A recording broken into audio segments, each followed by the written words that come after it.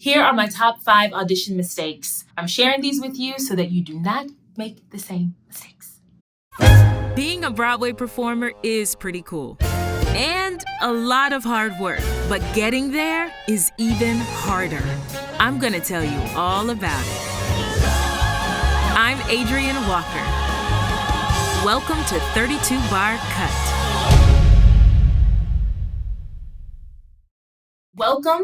Welcome back to 32 Bar Cut. If you're new to the channel, I hope that you enjoy what I have to offer. I got a lot of videos up there ranging from personal stories to audition advice. Dig in. If you like what you see, hit that like button, hit that subscribe button. Let's get into it. I made this list because Austin suggested it. He thought it was a really good idea to share my top 5 audition mistakes. And I thought, oh, okay, do people really want to know that? Maybe they do. I sat down and I thought about, what have I done in auditions that I wish I could take back? What have I done in auditions more than once that I wish that I hadn't done? And so that's what this list is, these top 5 audition mistakes. 5, thinking I already booked it. Like thinking that when I walked in, they liked me. This is my callback. When they see me again, I just know I've got this in the bag. And there's something about the air and the attitude of thinking that you already booked it that doesn't really work.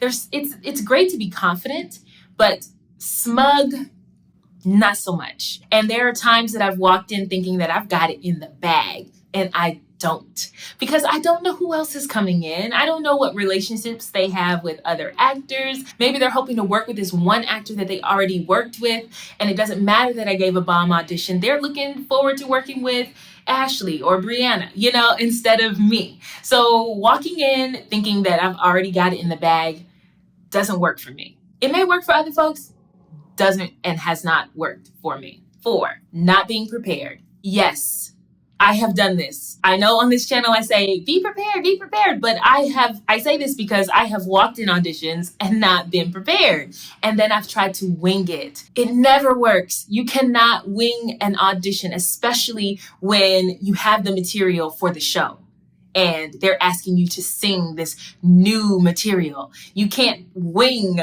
a melody that you didn't take the time to learn, and I have done this and it's terrible. It feels awful. It's so embarrassing. You're in front of the people that created this art and you're butchering it. Now, mind you, this usually happens to me when I don't have a lot of time to learn the music. And what I've learned is if I get the audition call and I don't feel like I have enough time to learn the music, I'll express this to my agent. If I get the audition call and I do have enough time to learn the music, then if I accept that audition, that means that I'm accepting that I'm going to give myself enough time to learn it. And I'm speaking so passionately about this because I've done this a couple of times and it feels awful. And it's such a bad representation of myself. And it's not how I want to present myself when I go into auditions. It really just knocks all the fun out of auditioning when you walk in and you're not prepared and you're winging it. So don't be like me. Be better than me. Walk into your auditions prepared. Okay, so 3,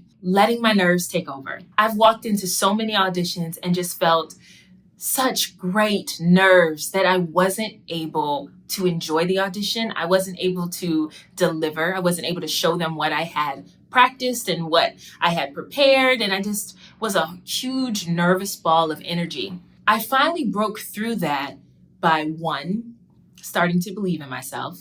2, being extra prepared. Usually my nerves tap in when I'm working on new material and I'm nervous that I'm going to mess up in the room. So just being prepared, listening to the music constantly, listening to myself singing the music constantly always helped me to be more prepared and calmer in the room.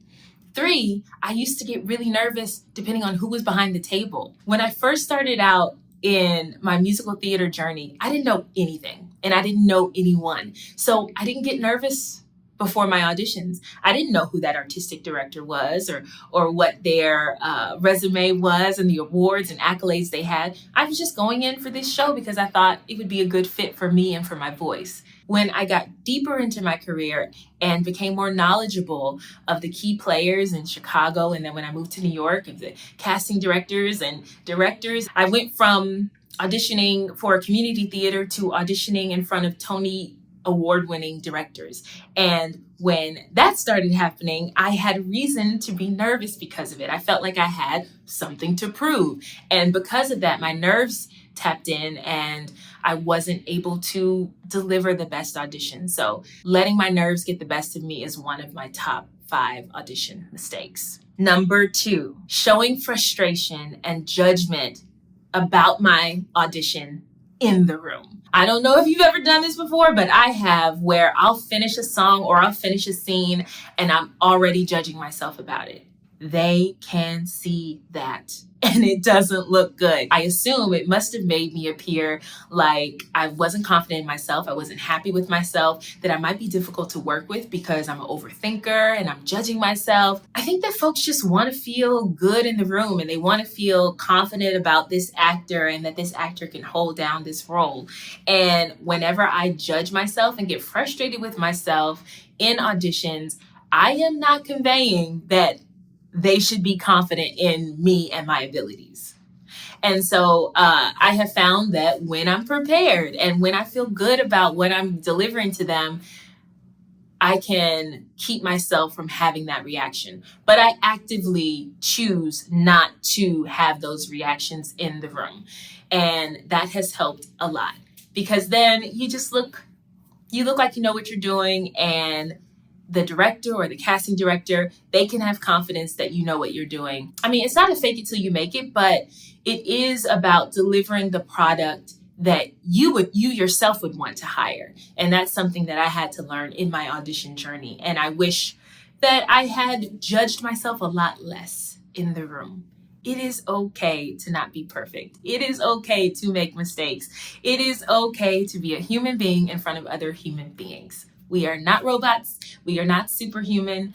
We are just regular old Homo sapiens. The number one thing that is a terrible audition mistake for me, not being connected in all facets of that, not being connected to the material, not being connected to the other beings in the room when I walk in and they introduce me, and just not being present and focused and, confident, connecting with the material and having joy in that connection and really making the audition a performance rather than an evaluation. It's not an evaluation. It's a time for us to perform.